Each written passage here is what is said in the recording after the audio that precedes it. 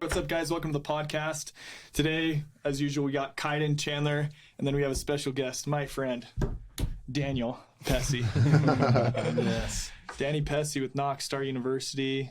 Danny's got a long history in door-to-door. Yes. One of the most OG guys, and now running pretty successful businesses. Yeah. Pretty stoked to have you on, dude. Thanks, Welcome, man. Danny. Thank you guys for having me, man. Stoked to have you, dude. Great shop out here, dude. Down here in Orem, Utah. Got a nice warehouse. Got some toys in there. Saw the Lamborghini, man. So You can check out the Ferrari after. there's a yeah. Ferrari or Lamborghini for you? For me, Ferrari for sure. Really? Yeah, because Same. Ferrari has just got the classic. Lambo's kind of like the badass type of like kid at the party. Like the Ferrari's the business owner that gets out, that doesn't need to say anything and just gives you that look. Yeah. And it's like, bro, that's it. Zane Jan has Ferrari. Do you know He's got Zane all at of all? them. Yeah, Do you know Zane's a better? good friend. Oh Okay. yeah, know them very well. Okay. Yeah, Zane's a buddy of mine. He spoke on a couple of my training calls. Oh, So, really? Okay. yeah, cool dude. Need to get on him more. Yeah, I know. He bought them. Doesn't go on. No, Dude, they're good. I watched some recordings, so I actually do. Yeah. Do you drive G-Wagon or what actually do you I drive? got a couple cars. So I have 5 cars, and then I tour them all because I travel so much. So it's like, just either waste it or, rent them out. My favorite car is my BMW i8. So that one is the coolest car. Love that. And then I've got a 64 Carmagia that I really love. It's a Volkswagen. So it was my mom's dream car. A 64. 64 convertible red. You can go on my That's Instagram sick, and Oh, dude. look it up, dude. yeah, so look it up right now. And so it was my mom's dream car, and I was selling alarms, and never could really get the extra $30,000-$40,000 to get it fully repaired. I mean, I made good money at alarms, but to throw it away on something like that, it's like nah. And then got into solar, and I was like, okay, I want to do something nice for mom now that I'm making Waka Flocka cash. And so I go to get a quote to get this car fixed, and it was like $60,000, and then. I go on Facebook, and my friend sends me a for sale one of 64, the same color, same car as my mom's, all restored for $35,000. And I'm like, bro, no way. And so I didn't tell my mom. I'm like, all right, I'm not going to tell her anything. So I go out, buy the car cash, and then as I'm driving home to go show my mom, I'm like, Mom, hey, are you going to be home? Yeah, that's it right there. That is so sick. Pretty dope car, dude. Yeah, wow. Beautiful.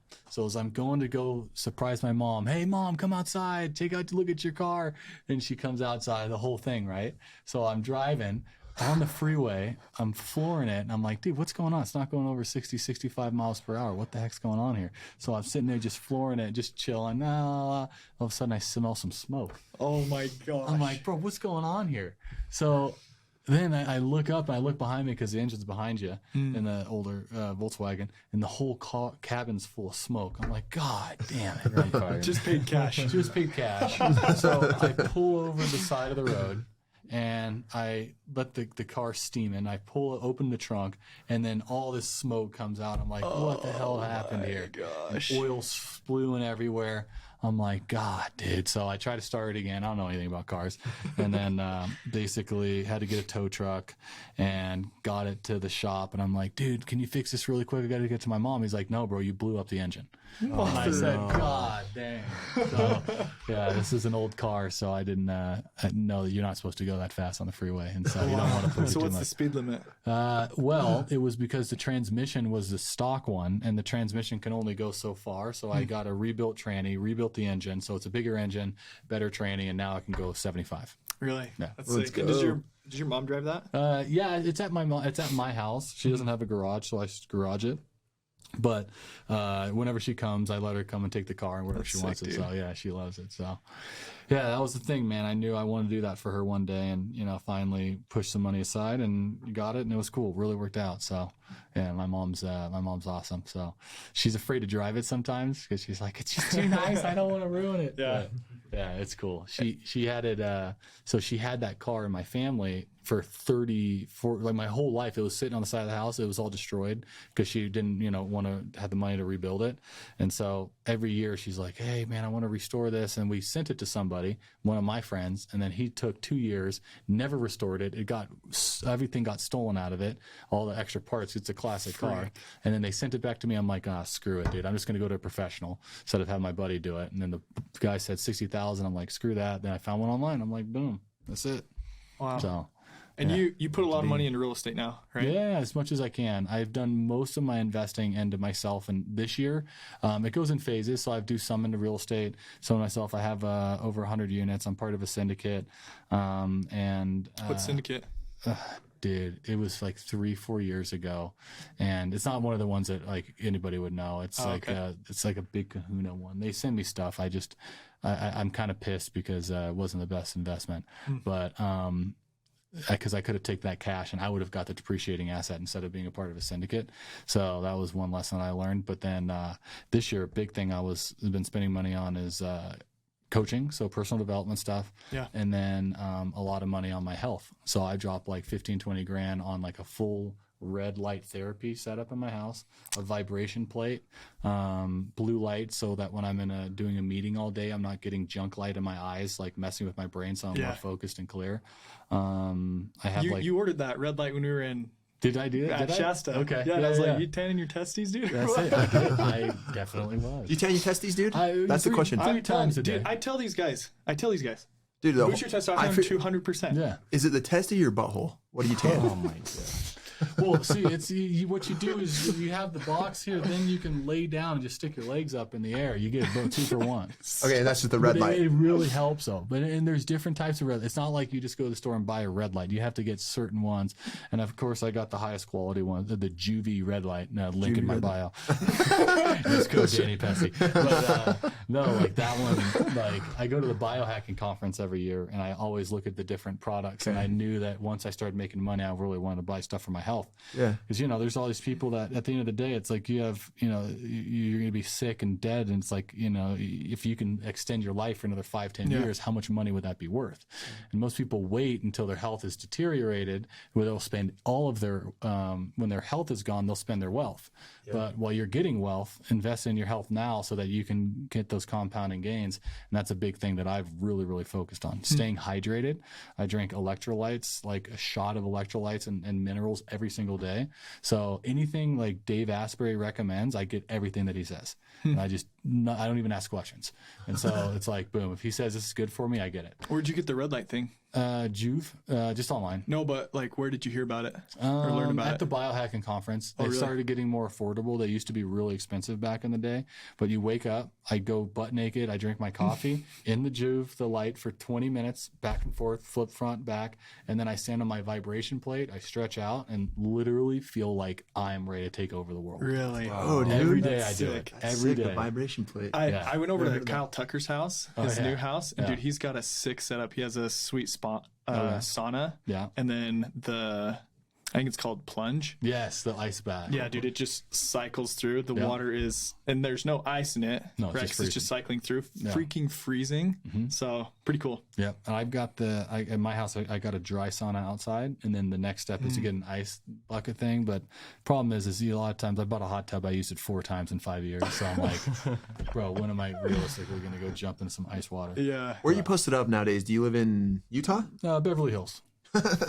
No, Pasadena. So SoCal. So I'm in LA. Been there. Oh, guys. Dude, everyone successful lives in SoCal. Yeah, cool. Is that where you live? No, it's where the team is. The RIP. A little shout out for the RIP Vertical here. We're out in SoCal. Nice, dude. I remember they named a song after you guys. The SpongeBob Ripped My Pants. That's the one, dude. Mary came around to put him down. That's the one. That's right. Oh. Anyway, Danny, quick question, dude. And I know you probably answer this all the time, but let's get the backstory. Let's hear about who Danny Pessy was before he was Danny Pessy. Everyone knows Knockstar. They know who you are. They know you have Waka Flocka Cash.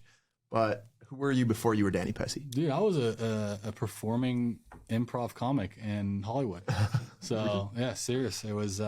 You can look us up on Grizzle Chuck, and then I performed on one of the amateur professional teams at Comedy Sports LA, and then Improv Olympics West.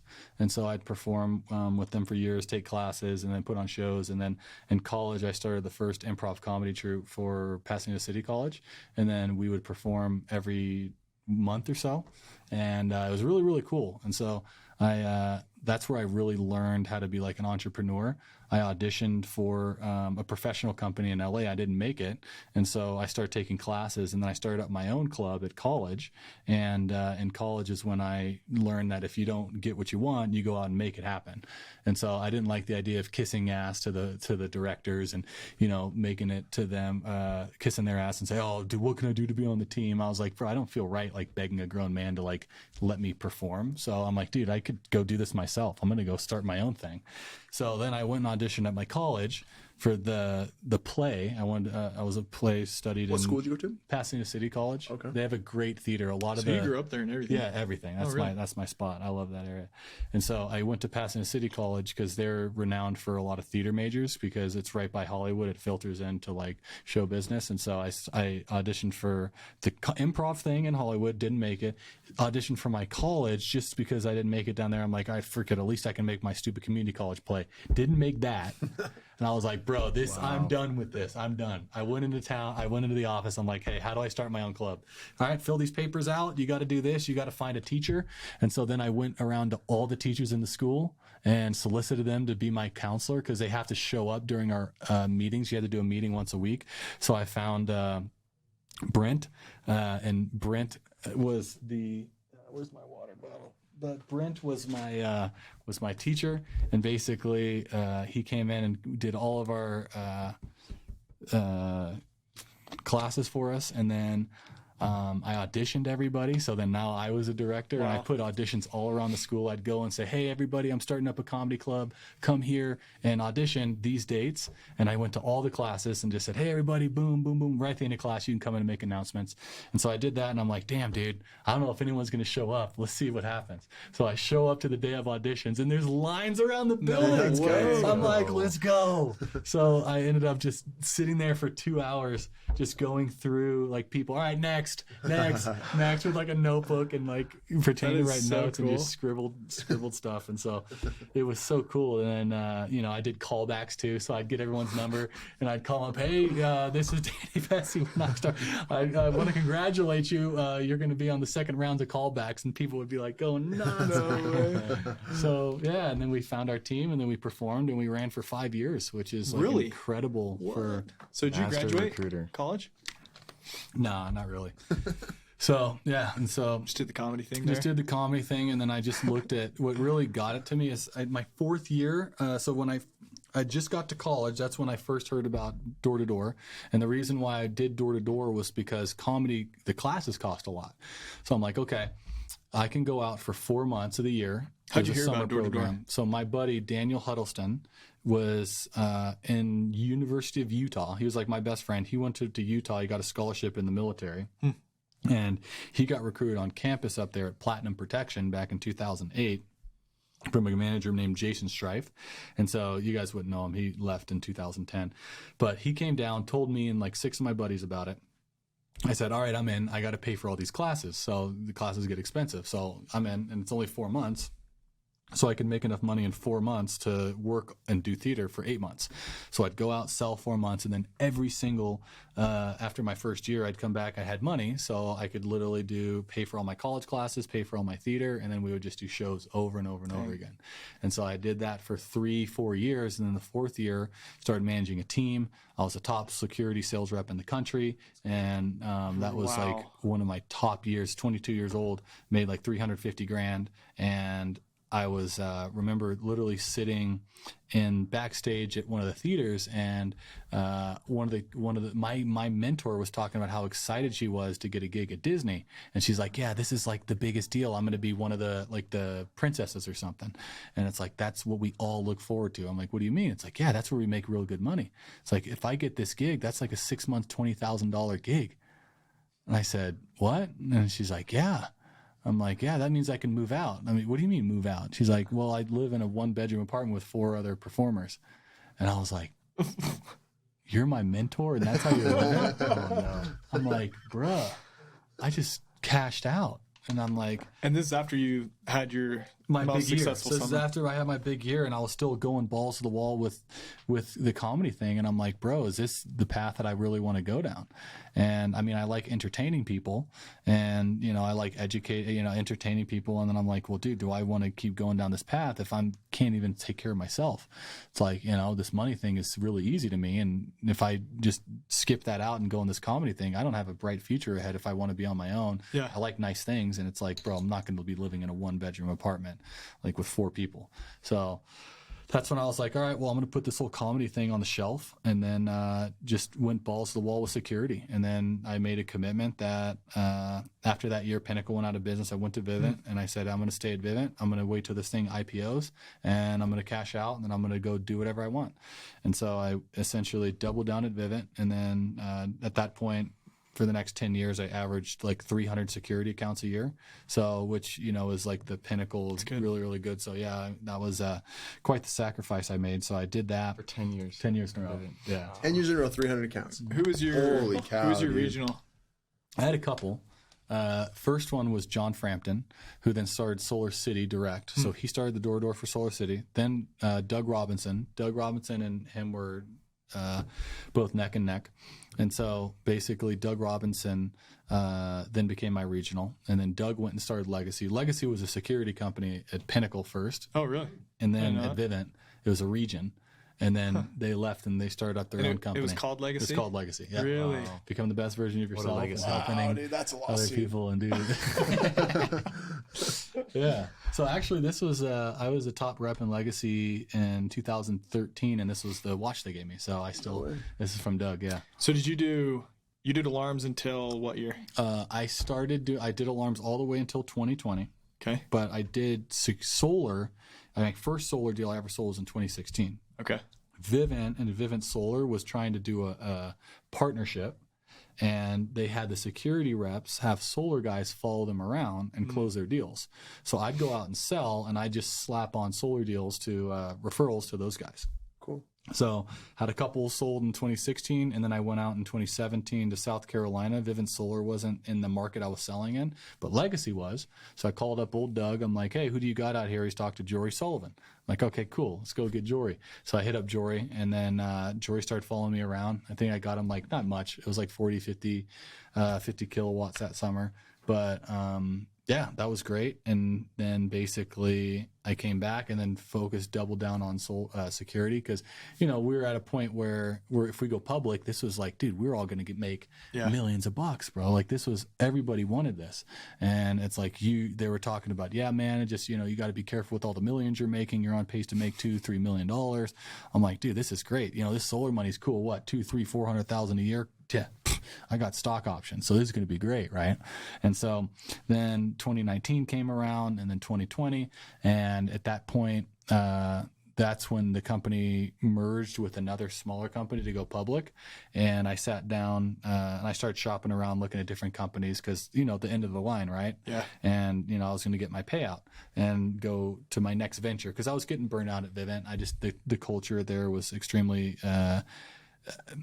a lot of toxic masculinity, and that was kind of a big issue for me. The more that I got therapy and dealing with coaching and stuff, and so basically got to the end of the line, and I was like, all right, cool, I'll just cash out, go do my thing, maybe not sell, just go explore, travel the world a little bit. And I went down to look at what my equity was worth after managing for 10 years, selling a shit ton of accounts, and they said that I had 7,700 shares of Vivint Solar, and or Vivint Security. I'm like, okay, well, what is that worth? And I did the math, and it was $177,000. Wow. So you spent all that time sticking with alarms. And I was like, bro. And it was so disheartening. And they're like, yeah, do you want it? And I'm like, no, bro, you guys can have it. And so Really? I literally just left it.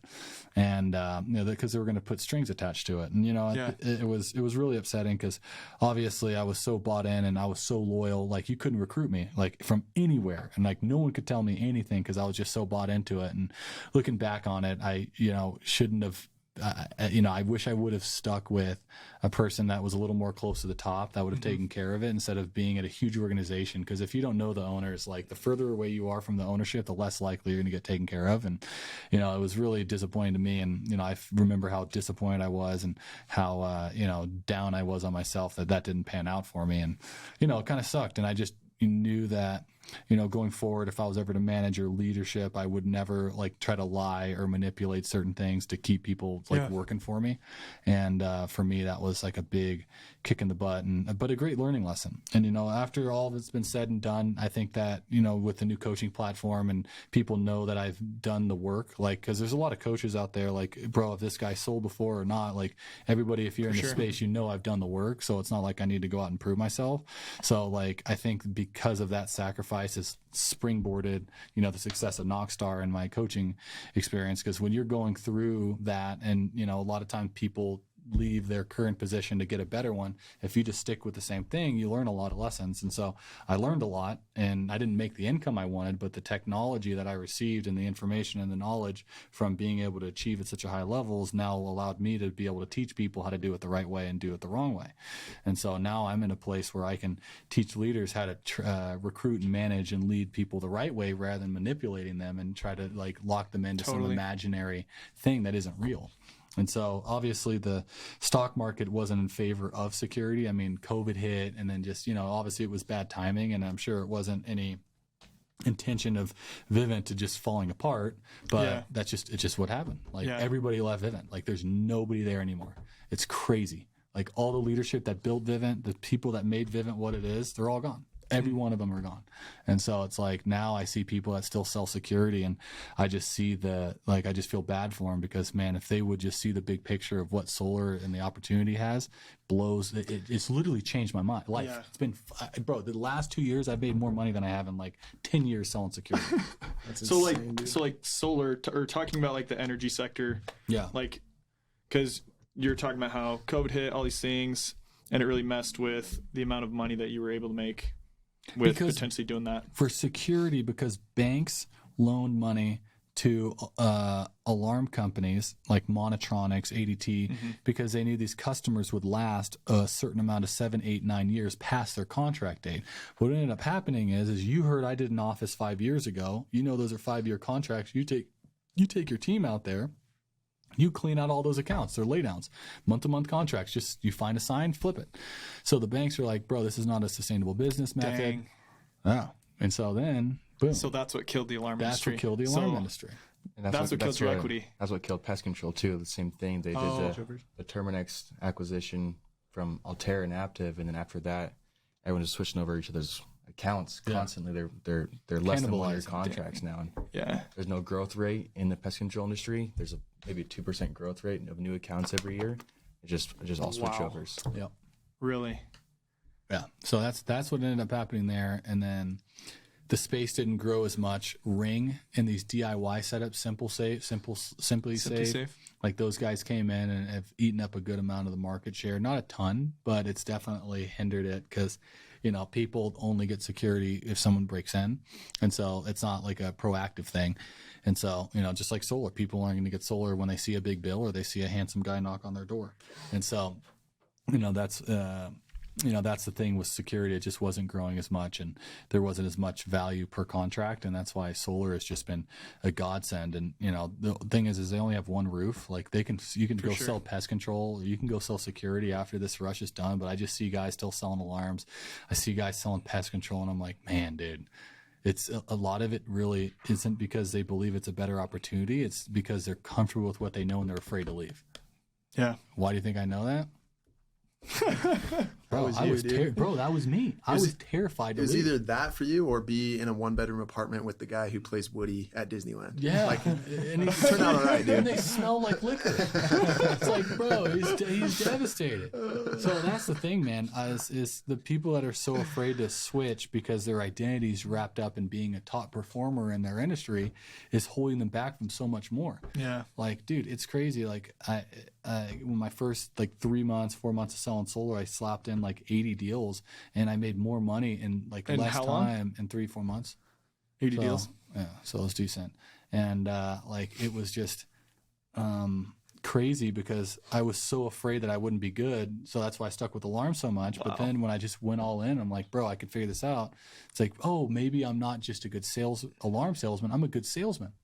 And just people get so trapped in their identity, and I think that's all they're good at, and they don't realize that their skill set's so directly transferable.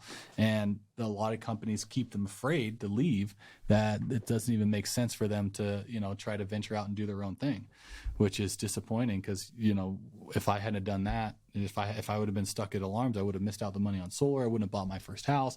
I wouldn't have these investments. I wouldn't be having 2 or 3 businesses that I run. So it's like all of this is because I took a bet on myself that I was good enough. And unfortunately, a lot of people are so stuck on that they don't think they are, and they're afraid. So they just stick selling pest control. They just stick selling security. Like pest control is one thing. Like, I mean, I can understand that if it's a college gig, you want to make some quick cash, cool. But security, I as much as me loving it, like, bro, I was, the white Shaquille O'Neal of the home security space. Like, for me to say, like, if you're selling it right now, you're literally like shooting yourself in the foot. Like, I mean, I've got a lot of friends who sell security, but the fact that they're doing that when the solar thing's going on right now, I truly feel bad for them. Like, I genuinely feel bad. Would you say it's the same as well for let's say like a rookie who's looking between, alarms, pest control, and solar right now? Like, rookies doesn't matter. If you're a rookie, it's the leader. It doesn't matter what product you sell, because you're going to spend all your money your first 2 or 3 years. The person that's going to help you become the best version of yourself in the 2 to 3 years that you do this, that's the person you want to stick with. You make your money later on in life. You want the skill sets now. Whoever's going to teach you the most, don't worry about the money. Whoever's going to teach you the most and help you become the best version of yourself the fastest in the shortest amount of time and help you grow as an individual. So you start off getting your vision down, then your mindset, then your techniques. The person that's going to help you diagnose and fix those 3 the fastest, that's the guy you work with. Doesn't matter if it's pest, security, or solar. Like, those are the guys you got to find. And so you got to look for the right leader. The opportunity is not in what product you sell. The opportunity is who can you become the fastest and who's going to help you grow the most. What are those 3 things you said? First, vision, mindset, and technique. You got to train and teach people in those 3 orders, because if their vision isn't there, their mindset's not going to be strong. Yeah. And if their mindset's not strong, you can have the best techniques in the world, but if your brain's doo-doo, you're not going to be able to go through the negative turbulations of what you're going through. So when you started selling solar, like, what was your mindset? I felt I felt like I was cheating on alarms. Like, for me, there was a huge emotional, because alarms, mind you, changed my life, bro. It was like, a kid who was on pace to making $20,000 to now averaging $300,000 a year for a kid in his 20s was great. But, for me, a lot of my identity was really shifted. And so it was hard for me to switch myself into that. And so I didn't really believe in it. And then when I really started researching what it does, I realized that there's a third piece to the puzzle that I was missing in sales. And it was the fact that when you sell something, it's usually good for you and good for the customer. And sometimes it's not good for the customer and it's just good for you, and you're screwing somebody over. Me, I never went down that path, which is why I lasted so long. But for me, it was the product that was good for the product I was selling was good for them. It was good for me, but it was also good for the planet. And what really got me looking into a higher level of motivation for what I'm doing is every panel that I put or teach somebody to put on someone's roof is literally saving the planet. So now I'm not just, putting a burglar alarm and a camera, like that can save somebody's, family and stuff like that. But that's only one family. You're going to change the whole world by, what you're doing and lowering carbon emissions and helping create sustainable green energy. Like that's a huge thing. And when you die, you've left the earth better than you found it. And so that was a big thing that really hooked me into it. And then when I really started diagnosing what the grid is and like how crazy that setup is, like, I don't know if you guys know, I always tell people to read this book, but it's called The Grid by Gretchen Bake, Bakke. The Grid. Like, there's 3 grids in the United States. There's like the Texas grid, the West Coast, and East Coast. And we were the inventors of the grid. The grid started way back in San Francisco like 130 years ago. And so they found that over all these years, our grid's so much older than these other countries. If you wanted to wipe out America, where would you start? The grid. Power. Start the grid. It's so antiquated. It's easy. Wow. And they can't fix it. Because you know how much it would cost to like upgrade the grid and go from like the towers in the sky to digging a trench and putting conduit? Trillions. That's why PG&E starts a forest fire every 5 seconds. Yes. Yes. They have a sick, twisted sense of humor. They enjoy it. So with that happening, realizing not only can you save the world, but if you have more solar, that puts less strain on the grid. And then essentially, if somebody was to attack the United States, you could be a huge part of saving America. You know, it's like every solar panel we put on somebody's house is we're making America great again. Let's go. Let's go, my baby. man. Where do you feel like, or where do you think the utility bills are going? They're going to double. They're going to at least double. Because I remember at Knockstar, Michael O'Donnell talked about it. Yeah. And he was like comparing it to the price of oil. Yeah. Yeah, I mean, you guys understand, if you're watching this right now, most utility companies still get their electricity from fossil fuels. So if fossil fuels are going up ridiculous amounts by the barrel and doubling, tripling, the first place that you notice it is where? Gas stations. So that's a huge indicator. So if gas stations are going up, what do you think's the next in line? Electricity bill. Thing is you can't double an electricity bill overnight because people will freak out and like riot. Because gas is, people can take public transportation. You can't not have electricity. Yeah. So the utility companies are kind of like an example of a frog in a pot. I don't know if you guys have ever heard this story, but if you take a pot and you fill it with water and you boil it and you drop a frog in there, frog jumps out immediately, right? But you take a pot, you put it on there, you put the frog in the cool pot, you slowly turn the heat up every 15 seconds, and over the next 5-10 minutes it'll be boiling, but the frog will essentially die in that pot. He won't jump out. So that's what happens with the utility bills, is people are going to essentially get squeezed out, because the Biden administration, he already talked about going green. Is the big Green New Deal. And so he's not doing fracking. He's not doing any new, mining for coals. He's not opening up any oil fields in Alaska. Like, they're done with it. So that's why their big thing is what can we do besides electricity? I mean, they tapped out Niagara Falls, boom, boom, boom, all these other things, but where else does there go? There's enough electricity to power the United States for a full year with 1 hour of electricity that comes from the sun. Wow. Yeah, it's nuts. And so we're not even tapping into that. And so that's why they're going to sweat these guys out who need to think about it, who need to, I don't know if solar makes sense. It's not a good investment. Well, it's going to be a good investment when your bills are doubled and tripled. Yeah. And I posted this on my Facebook the other day. It's like, when is the customer going to tap out? When their $200 bill goes to $400, $600, $800, or $1,000? Like, when are they going to be like, dude, I'm just done. Put the shit on my roof. Because it's coming. It's gonna like, bro. It's there's not a matter of if, it's when. Because remember, there's two things that they're trying to fight. Why does he want a Green New Deal? It looks good, save the world, guys. Bullshit. Like, think about it. What's going on with Russia? What's going on with China right now? UK right now. Yeah, UK. Well, no, that's a separate thing. Yeah, Russia, China, they're arming up. There's a war happening. What do you think's going to happen? What are they going to attack? Guys, if they knock out our grids, we're done. So why do you think they're spending so much money to fix our infrastructure and fix it and to have new different sources of electricity? They wipe out the grid. What are we going to do? We're done. So that's why they're putting all this money in. Guys, there's bigger things at play than just, we're going to save the world. Yeah, that's cool, but America, come on. They know something's going to happen. And that's a strong belief that I have, and I think that's why we're going to continue to see this grow and continue to see this industry go someplace. Because the first wave is going to be solar, second wave is going to be batteries. So we're going to see it. Everything's going to get solar, and then eventually you're just going to have battery slingers, boom, boom, boom, boom, going out there and doing that. And so the guys that are smart are keeping tabs of all their clients so they can go back and sell them batteries. So that's where the big play is going to be at. And so if you're thinking big picture, that's why it's like, dude, the job security in this is huge, because not only are you going to continue to have work, but literally you're working to do what the United States wants you to do. Yeah. So that's why they increased the tax credit. That's why they're doing all these things. That's why they waived the tariff on bringing in panels. Like, bro, think big picture, bro. If these other countries are coming in and they're going to come and wipe us out, like, what are we going to do to stop it? There's just one channel. There's all these different channels that are going to happen, but this is the big one that is going to happen where we're incentivized to do something about it. So, which is cool. Security. They didn't give two shits about security because some Russian guy's going to break into a house. No, solar. And if you're Russian and you're breaking in houses, hey, sorry, didn't mean to offend you. But that's what I'm saying. That's the big play that's happening here. So what's so actually a question for a new rep wanting to transition to self-jetting, for example, right? Because we ran into this year.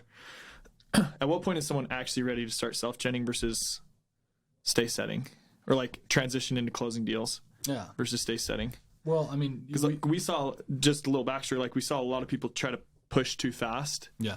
And did not have a lot of success closing, and maybe they closed a lot of deals, but we're installing a ton, right? So typical thing. So like, at what point do you actually feel like someone's ready to transition it's all to on closing? the onboarding. So like, and I talked about this on a reel we were joking about earlier, but it's like when you onboard a client or onboard an employee, it's about the expectations you set with them.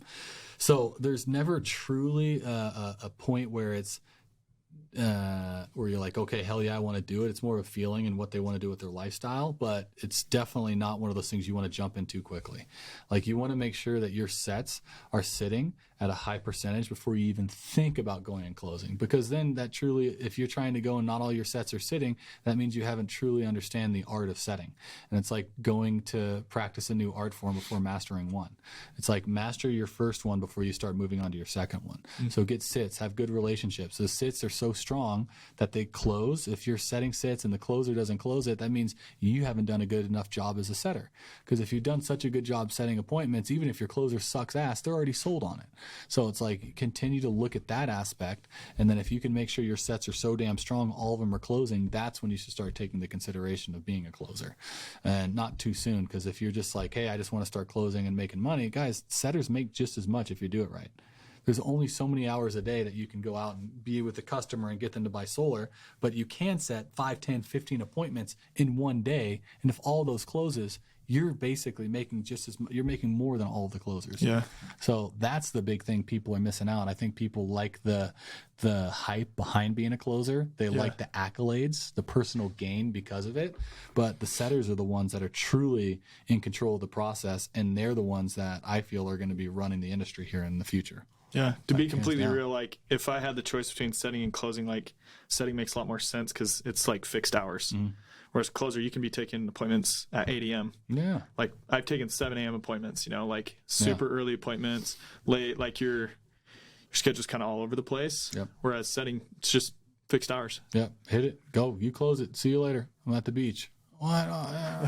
It's interesting because the misconception is the lifestyle of a closer can be better, which is actually not the case based on what you're saying, right? Yeah. People think, that going to the appointment, sitting down and being in their living room is nicer, but you're doing that at all hours of the day.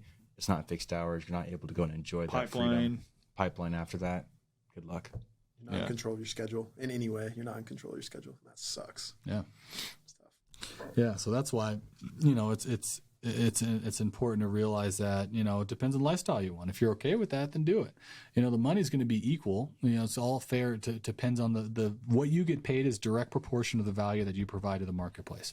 So if you don't have any money in your account, that means you're not very valuable. Yeah. So it's like you got to really take that in consideration. If you're not making money as a setter, you're not all of a sudden going to make money as a closer. Yeah. It means you suck. Yeah. Get better. Get the skill set. I went back and watched one of the recordings. I think it was Casey Baugh was talking about how he's like, dude, I started out and I think he was going to BYU or something like that. He's like, I literally couldn't get a job anywhere. I just realized I have no value anywhere to anything. And so then he went and has a whole story going to Barnes & Noble, spending every dime that he had and bought those books. Yeah, that's really what it is, man. And, people look at the wrong thing at setting, closing. It's like, no, let's make you some money because there is money in setting. Do you know people that make money? Yes, so it's possible. So let's get you to max amount of setting money, and then you can look at going into closing. If you're doing a half-assed job as a setter and then you want to close, it's like, well, bro, I'm going to tell you exactly how well you do at closing based on your performance at setting. It's like not all of a sudden magically you turn into this great closer. It's going to only be harder because it's a different sale than you're trying to do when you are a closer. Yeah. And it requires a lot more follow-up and a lot more finessing back-end management and proper expectations when you are closing. With setting, it's a lot easier. The reason why people don't like it is because you face more rejection. And so they just have to face that fear, that gut-wrenching nervousness to go out and sell, and that's why people want to go into closing because they think they get away from that. Yeah. It's not true they want to be closers. They, hey, I just don't like knocking doors anymore. That's really what it is.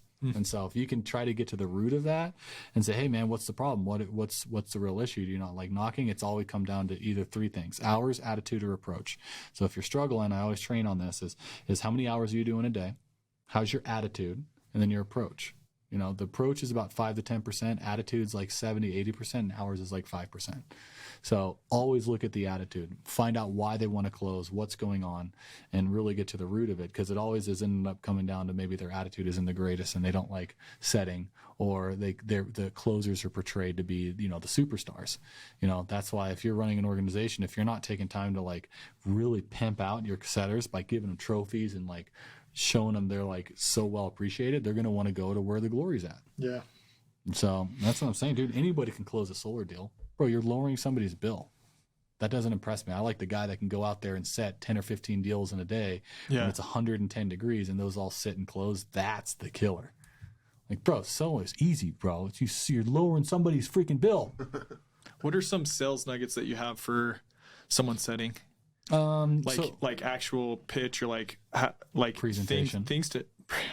Should I do push-ups? Yeah. Yeah, with the setter presentation, like what's kind of the mindset that they should have and the points that they want to get across to the homeowner? Well, it's always what you're doing, intro, what you're doing, why you're doing it, what's in it for them, what's in it for us, pull back, reference sheet, build credibility, get them off the doorstep, point to one of the clients, and then start asking questions. That's my flow. And so I like to not go in specifics because different markets have different ways to say certain things. So if I tell you what works for me, that's not going to work in another market. So if you're training and you're a regional, you'll have a regional come in. This was the biggest problem with Vivint is we'd have people come in and they train on what worked for them, but that doesn't work in that market. So if you're a teacher, you're teaching on principles, not specifics, because specifics will confuse your team. They'll get overwhelmed. They'll try to say what you say and blow it. So the thing is you teach them principles, what you're doing, why you're doing it. How do you bring up solar and why are you doing it? So many reps say, what's in it for the customer? What's in it for the company? My big thing is I'll spend more time on what's in it for me, choosing you as a customer, than for me selling you on why you should get what I have. So that's always been one of my secrets is I've always said, hey, this is what my company gets out of it. Because everyone's heard, hey. Because you're not hiding anything. Yeah, no. Because the thing is they are like, what's the catch? What's the catch? What's the catch? This is a scam. Oh, you're going to lower my bill? No one lowers my bill. Everyone raises my bill. So when you come here and you're telling me you're going to raise my bill, why would you do that? So I will literally spend more time telling them and what's in it for my company. Hey, we get the visibility. We get referrals. We get references. People pay in cash. We make more money on cash deals. So all of these different things come up. I want to make sure that if you're a person that you like our services, you'll refer them to me. So all these different lines is I spend more time telling them why they do it. And then I show them a list of clients that I've sold and I point to them. And then I start going into the video testimonies. So to separate yourself, I'll literally have a recording of a video I have with the testimony of my clients. A lot of you guys have seen it go viral, but basically a closer will record it. Hey, if the utility company knocks on your door after you had solar and tells you to pull them off and then go back to renting your power where they could raise the rate, what would you tell your utility company? And they're like, F off, F you. And so it's really funny. Everyone tags me, so it's pretty cool. And so like you having that video and then, it gets them to vocalize it and you text that to the customer when you're done. And then if they ever want to cancel, you can go back and question that video. Like, what are you talking about? What do you mean cancel? Yeah. So these little tricks that we do to tie down the customer, because the thing is, and they're not tricks because, when you're selling something, if you have the right intentions, that's the difference between deception and conviction. Is if you're trying to cheat somebody, you're trying to deceive them. So it's all about your intention. If you're just trying to make a quick buck, but if you're trying to serve them, that's your intention. You do these sales techniques to really do it for the customer, not to the customer. To that same point, how do you handle this? Because I don't know where I learned this, but every time someone asks if I'm a salesman, right? Because a lot of guys try to get across like, oh, I'm not a salesman, whatever. I'm always like, I always tell them that I am and that I'm paid fully off a commission. So like, if this doesn't even make sense for you, why would I show back up at the appointment? Yeah. Like this has to make sense for you guys and it has to make sense for us. Like it has to make sense for me and my time. So like, I'm not even going to show up if this doesn't make sense. Yeah. Like, do you train guys to like say that. If a customer asks if I'm a salesman, I say, no, sir, my dad's the salesman, and here I am 9 months later after my mom had me. So here I'm doing something a little bit different. So that's the type of little jokes, because that's a few things that I've learned. My buddy Kenny Brooks, it's about lightening up the situation. You guys know who Kenny Brooks is? Vaping guy, right? No, he's the dude that sells like spray bottle. The cleaner. Oh, Jan. Yeah, funniest. He was at Knockstar. He was sick, dude. He's a freaking stud, dude. Yeah, him and Danny are tight. Yeah, a good friend of mine. He is so funny. Yeah, he'd be great to have one of these. That would be sweet. Dude, hook it up, bro. Let's go. I get a good deal for you too. Because he says the thing is, it's all technique, and it's like you got to get your point across. What's the best way to get it across without triggering the customer, getting their walls come up, and so finding a way to make them laugh right off the gate at the beginning of like your presentation's huge. Like I'd come to the door, someone knock on it. I'm like, hey, we're looking for all the ladies with cats walking around the house. And so it's like, where have you been? Or like, we're looking to people. We're talking to everybody in the neighborhood with the really cool pimp mobiles. Is that yours? Man. So I do personality and really separate it because, dude, so many guys are afraid to be loose with it. Yeah. If you know what you're doing, and you're so dialed in, you're polished, you have the right techniques, you can have fun with it and you get loose with it. Perfect example, Shaquille O'Neal. When he played basketball, just laughing, having a good time. He knew what he was doing. Yeah. Go back and watch some of the plays. When he's playing, he's just having a good time, messing with people because the next play, boom, just dunks on them. Because that's it. You got your game dialed in. So same thing when you're working on your presentation on your doors. If you're nervous and you're timid, people know that and they feel it. If you're joking and having fun, they're like, bro, what's going on? This guy must really know his shit. He must be the real freaking deal. Yeah. Because you're not attached to the outcome. It's like, bro, they're lucky to even be talking to me. Like, bro, I'm so polished. Like, you're going to get to see what a real salesman is like. Sit back and relax. Go grab your checkbook. Watch this. How loose are you with, like, a bull type personality? Very loose. That's the real one. You just, bro, they come in charge and you turo it and be like, damn, boom, boom, boom, and just loosen them up and just start getting laughing because they're threatened. Do you mirror him at the front? No. No. Really? I'm just like, boom, hit me, go through, boom. Oh, man, you got me good, man. Damn. Man, you remind me of my wife's boyfriend. So little loose stuff like that, get them loose. Awesome. And then once you get them loose a little bit, start talking about something that they know, their reality. So if you see something on the front yard, see something that they're passionate about, just start talking about that, loosens them up, and then boom. They're all there. I sold in Texas 2 years ago, and dude, you deal with a lot of those type of dudes. Like I sold this huge Harley guy who was a hard ass, literally closed. He put the gun on the table, and he's like, "All right, man, I want to make sure you're not full of shit. What's this about?" I'm like, "Sir, well, you can either if the deal's not good, you can put it in my mouth or in my butt."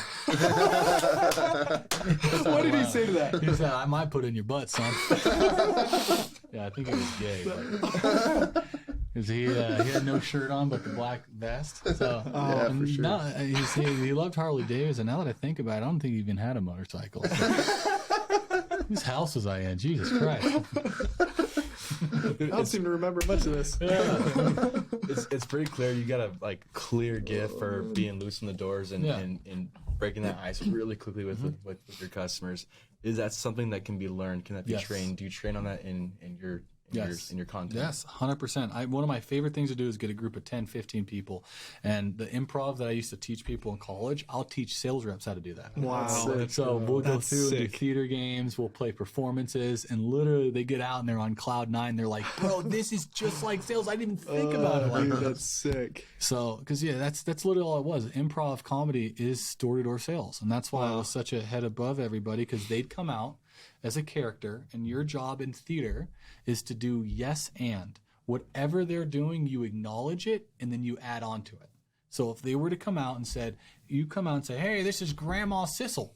It's like, I'd be like, and bad comedian be like, no, you're not Grandma Sissel. You're Frank. And so then you would give me an idea and I'd shit on it, right? That's bad comedy. But a good comedy, I'd be like, Grandma Sissel, when did you get that walking chair? You haven't had money in years. Who did you steal it from? Was it from Carson? Carson's going to be here any minute, and if he finds out you stole his walker, he's going to kick your butt. And I hope he's not drinking. And then now when you come in, what did I just tee you up for? Freaking drunk, dude. So it's just magic. So when you come out as a customer who's pissed off, you take it in and then you figure out a way to go with it. So same principles in sales. So every time I'd go to a new door, I looked at it as a new stage. And whoever came at me, I'm going to just make them look like a freaking superstar. You come out now, you look like a hero. The best comedians are the ones that made their teammates look good. So when you guys, the audience is watching, you get to come in now as a drunken guy without a walker, and then you guys get to fight. I just teach you guys up. Now you guys look great, and then everyone's enjoying and entertaining it, but then the improv, the teachers are like, oh, this guy set him up very well. So that's why I love doing is setting people up, making them look like a star, and making sure that they show their gifts to their people. And that's what really, you got to be from a really comfortable self state. Because if you want to be the star of the show every time, you don't want that to happen. You want to be the star. But if you really get your shit together and really get sold on you're a good person, you don't need that all the time, you'd actually get more enjoyment and fulfillment by making other people look good, making other people look like the star of the show. And that's what the best comics do. The ones that are all about themselves, but the ones that go on stage and make everyone else look like a genius, those are the best improvisers. And, I do that in sales. I make my clients look like they made the decision to buy solar. I make my reps look like they did all the training and close it. Everybody else is the man in charge. And I'm just sitting back like, shit, yeah. That's why it's called Knockstar. That's right. Yes, exactly. There's no one-man show. And the people that do that, they don't last very long in the space. You've seen it before. Yeah. And so, that's why we've built it, is to make sure that the Knockstars aren't me. It isn't Taylor. It's the people, the students that come in and do it. So it's like, if you can take what you know and teach somebody and they can use your material and get the results, that makes them the star. And so at the end of the day, that's what I truly love doing. And that's where I've learned for years, if you want to be happy in life, you make other people look freaking amazing. And the problem is, if you make other people look amazing and they don't realize what you're doing, it goes to their head, then you got to get away from those guys. So, but that's why it's like really important. For me, that's always been my theory. I want to make everyone else look really, really good. That'll carry, like, not only just in sales too, but like in your life. Like I'm sure your personal relationships just are so much better because of that, and your life overall. You just make so many more connections. Your network grows just because you're able to highlight the people you're with and instead of yourself. Yeah, 100%. I mean, I constantly focus on if I'm talking about myself too much. I like to just... It's just the you principle. Yeah, it's just I want to entertain. I want to make people laugh. I want to make them feel good. Like, no one wants to hear about what I'm doing. No one cares about my problems. Like, everyone else is in their own world. I want to hear, like, yo, what's going on with that? Boom, check this out. Cool. You gotta be...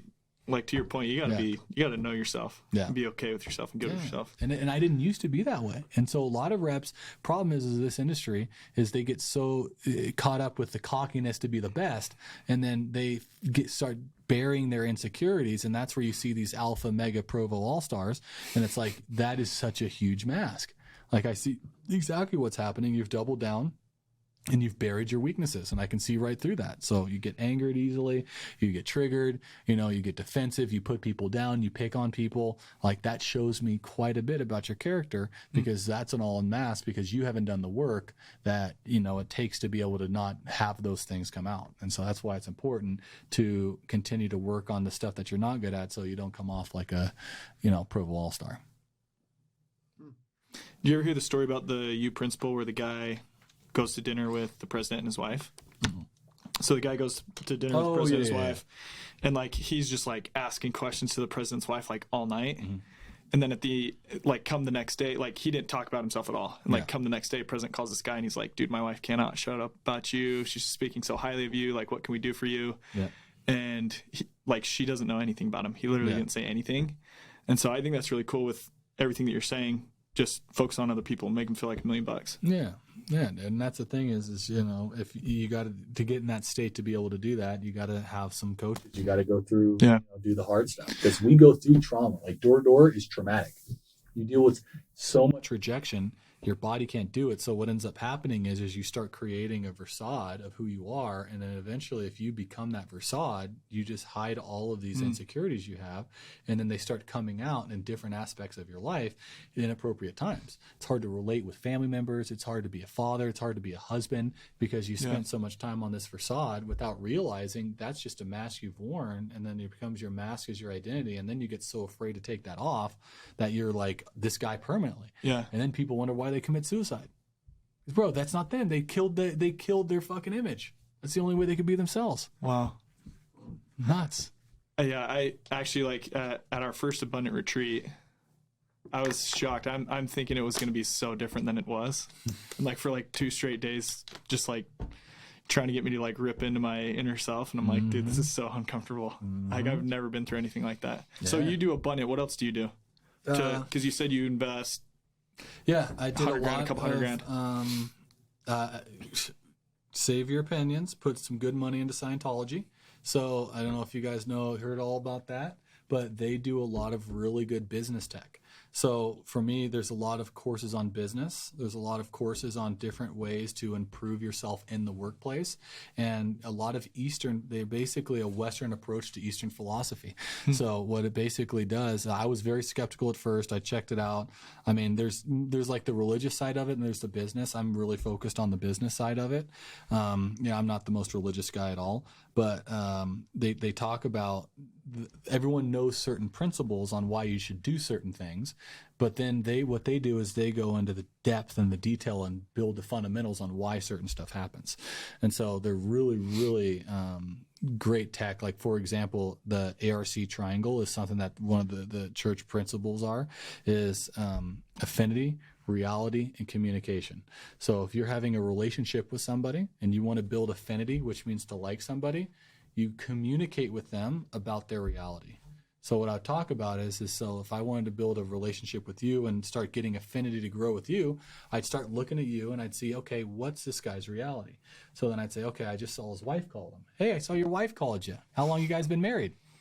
So then he'd start talking about his wife, just like the guy at the dinner table talking about the president's wife asking questions. So the more you look at a person and you communicate about their reality, the more affinity that they're going to have. So, hey, I heard you voted for, Joe Schmo. What'd you like about him? Dude, I really like Joe's opinions, man. That makes sense. Dude, Empower, bro, I heard that's a really good company. Tell me about it. And then boom, you start talking, and then you leave and you're like, damn, why did I want that guy? Or why did I like that guy? Because he communicated with me about my reality and it increased affinity. Simple things like that. We all know that, but what's the fundamentals? What's the things that you do? Number one, the most important is communication, and it's a triangle. The more that you communicate, the higher the affinity goes, the better the relationship, and the more the communication happens. Wow. If you don't communicate with somebody, have you ever noticed that their affinity towards you goes down? Their relationship or their reality goes away because you're not in it anymore? It's all based on communication. So wow. There's like books on that stuff. Really? So yeah, that was a great piece of advice that I got from those guys. And then besides that, my health. So the health was a really, really big thing for me. An assistant, investing in a really high quality assistant. I pay my assistant $90,000 a year. Dang. And she handles everything, and it's fantastic.